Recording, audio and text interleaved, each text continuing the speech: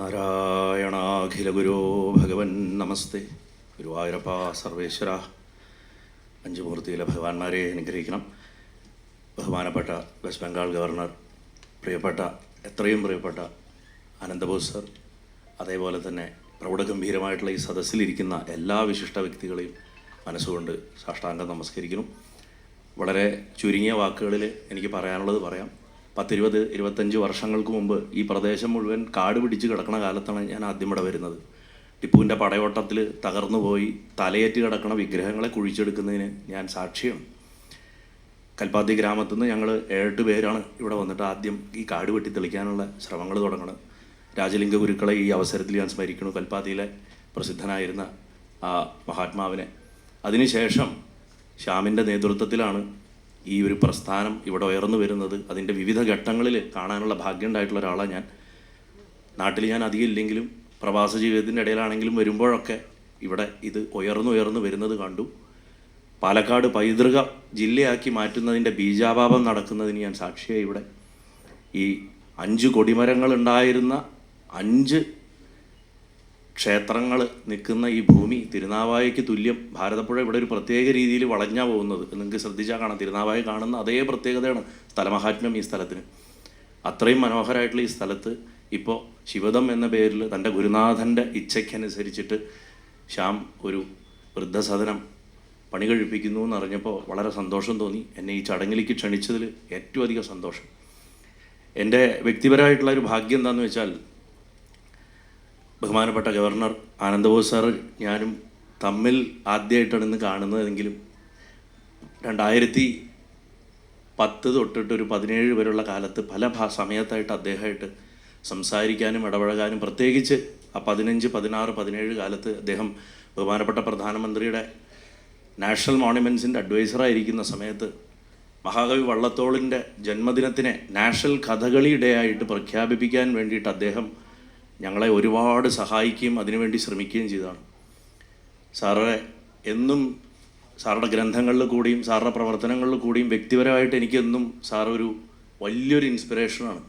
അപ്പോൾ ഇന്ന് നമ്മൾ പ്രോട്ടോക്കോളുകളുടെ നടുക്കാണ് സാറെ കാണണമെങ്കിലും സാറ് നമ്മുടെ നാടിന് വേണ്ടി ചെയ്തിട്ടുള്ള കാര്യങ്ങളുടെ ഒരു മഹത്വം എത്രയാണെന്നൊന്നും പറഞ്ഞറിയിക്കാൻ പറ്റില്ല. നേരത്തെ സാറ് വരുന്നതിന് മുമ്പ് അവിടെ ആങ്കർ എവിത വായിച്ചത് അതിലെ ഒരു ചെറിയ ഘടകം മാത്രമാണ്. കാരണം ഇന്ന് ഇങ്ങനൊരു സ്ഥാപനത്തിന് തറക്കല്ലിടുമ്പോൾ അത്രയും, നമ്മൾ പാലക്കാട് ഭാഷയിൽ പറയും കൈരാശിയുള്ള കയ്യെന്ന് പറയും, അത്രയും പുണ്യമുള്ളൊരു കൈയാണ്. കാരണം ഹീസ് എൻ ഇൻസ്റ്റിറ്റ്യൂഷൻ ബിൽഡർ. അദ്ദേഹം ഉണ്ടാക്കിയിട്ടുള്ള ഇൻസ്റ്റിറ്റ്യൂഷൻസ് മുഴുവൻ അത്രയും മികച്ച സ്ഥാപനങ്ങളാണ്. ഇപ്പം നേരത്തെ നിർമ്മിതി കേന്ദ്രയും ഡിസ്ട്രിക്ട് ടൂറിസം പ്രൊമോഷൻ കൗൺസിലൊക്കെ പറഞ്ഞെങ്കിലും ഭാരതത്തിലെ തന്നെ പല മികച്ച സ്ഥാപനങ്ങളും അതേമാതിരി തന്നെ അന്താരാഷ്ട്ര തലത്തിലും അദ്ദേഹം സ്ഥാപിച്ചിട്ടുള്ളതും അതിൻ്റെ പ്രവർത്തനങ്ങളുടെ ഭാഗമാക്കിയിട്ടുള്ളതും അത് നമുക്കൊന്നും ഒരു പുരുഷായുസിൽ സങ്കല്പിക്കാൻ പറ്റാത്തൊരു പോർട്ട്ഫോളിയോൻ്റെ ഉടമയാണ്. അങ്ങനെയുള്ളൊരു വ്യക്തിയാണ് ശിവദത്തിൻ്റെ ആദ്യ കല്ല് ഇട്ടിരിക്കുന്നത് എന്നുള്ളത് നമുക്കൊക്കെ അഭിമാനകരവും ഏറ്റവും ഐശ്വര്യമുള്ളൊരു കാര്യമാണെന്ന് ഓർമ്മിപ്പിച്ചു കൊള്ളണം. ഇത് ഞാൻ പറഞ്ഞില്ലെങ്കിൽ ശരിയാവില്ല. കാരണം അദ്ദേഹത്തിന് ഫ്ലാറ്റ് അറിയിക്കേണ്ട ആവശ്യമൊന്നുമില്ല. കാരണം അദ്ദേഹത്തിൻ്റെ പോർട്ട്ഫോളിയോ എന്ന് പറഞ്ഞു കഴിഞ്ഞാൽ ഒരു വെബ്സൈറ്റിലൊന്നും ഒതുങ്ങില്ല. And the kind of books he have written. അദ്ദേഹത്തിൻ്റെ പുസ്തകങ്ങൾ അനവധി ഭാഷകളിലാണ് വന്നിട്ടുള്ളത്. 350ഓളം പബ്ലിക്കേഷൻസ് ഉണ്ടെന്നാണ് ഔദ്യോഗിക റെക്കോർഡ്. 70ഓളം ഗ്രന്ഥങ്ങൾ അദ്ദേഹം എഴുതിയിട്ടുണ്ട്. അദ്ദേഹത്തിൻ്റെ പല മനോഹരമായിട്ടുള്ള ചെക്കോവിൻ്റെയും എന്താ പറയുക കുറിച്ചുള്ളൊരു പുസ്തകം, ചെക്കോവിൻ്റെ കുട്ടികൾ, ദ ബോയ്സ് ഓഫ് ചെക്കോവ്, അങ്ങനെ ഒക്കെയുള്ള അനവധി വളരെ രസകരമായിട്ടുള്ള ഗ്രന്ഥങ്ങൾ കാലങ്ങൾക്ക് മുമ്പ് വായിച്ചതാണ് അതൊക്കെ. അപ്പം ഒന്ന് ആ കയ്യിൻ്റെ ആ രാശിയെ മനസ്സുകൊണ്ട് നമസ്കരിക്കുന്നു. അതേപോലെ തന്നെ ഈ വൃദ്ധസദനത്തിൻ്റെ ആശയം എന്നുള്ളത് വളരെ എന്താ പറയുക, ശ്യാമിൻ്റെ മനസ്സിൽ ഉണ്ടായിട്ടുള്ള ആശയം വളരെ വിശേഷമായിട്ടുള്ളൊരു ആശയമാണ്. കാരണം എന്താ വെച്ചാൽ ആധ്യാത്മികതയെ ബന്ധിപ്പിച്ചുകൊണ്ടുള്ള ഒരു വൃദ്ധസദനം വളരെ അപൂർവമാണ്. ഇവിടെ സനാതനധർമ്മത്തിൽ ഉന്നിയിട്ടുള്ള ഒരു ജീവിതക്രമത്തോട് കൂടിയിട്ട് ഉള്ള ഒരു വാർദ്ധക്യകാല പരിചരണ കേന്ദ്രമാണ് ഉദ്ദേശിച്ചിട്ടുള്ളത്. കാരണം ഈ വൃദ്ധരെ കെയർ ചെയ്യുക എന്ന് പറഞ്ഞു കഴിഞ്ഞാൽ അത് നമ്മൾ ചെയ്യുന്ന ഒരു ചാരിറ്റിയാണെന്ന് നമുക്ക് പലർക്കും ഒരു തോന്നലുണ്ട്. വാസ്തവത്തിൽ ചാരിറ്റി ഒന്നുമല്ല, അതൊരു ഡ്യൂട്ടിയാണ്. ആ ഡ്യൂട്ടി ഏത് സിവിലൈസേഷനിലും ഏത് സംസ്കാരത്തിലും അവശ്യം നടപ്പാക്കപ്പെടേണ്ട ഒരു കാര്യമാണ്. മുതിർന്നവരോടുള്ള കടമ മറക്കുന്ന, അല്ലെങ്കിൽ മുതിർന്നവർ അദൃശ്യരായി പോകുന്നൊരു കാലഘട്ടമാണ്.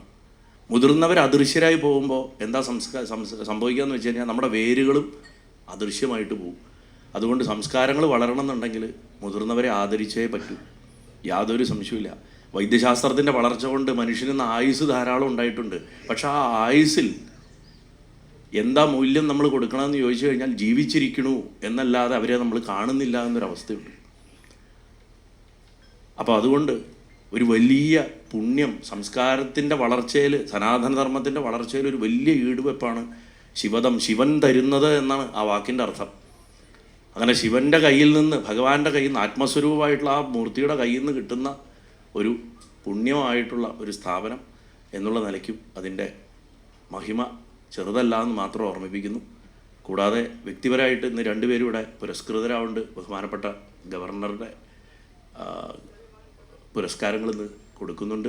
രണ്ടുപേരും എനിക്ക് പ്രിയപ്പെട്ടവരാണ്. പ്രത്യേകിച്ച് ഞങ്ങളെ ബന്ധിപ്പിക്കുന്ന ഗുരുവായൂരപ്പനാണ്. ഡോക്ടർ രവീന്ദ്ര സാറും അതേപോലെ തന്നെ ഗുരുവായൂരപ്പൻ്റെ പ്രിയപ്പെട്ട ഹാർമോണിയം കലാകാരൻ, 108ഓളം ശയനപ്രദർശനങ്ങൾ പൂർത്തിയാക്കിയിട്ടുള്ള നിത്യേന ഭഗവാനെ ശിവേലിക്ക് അനുഗമിക്കുന്ന കൃഷ്ണദാസ് ഏട്ടൻ നല്ലൊരു ഗാനരചയിതാവ് കൂടിയാണ്.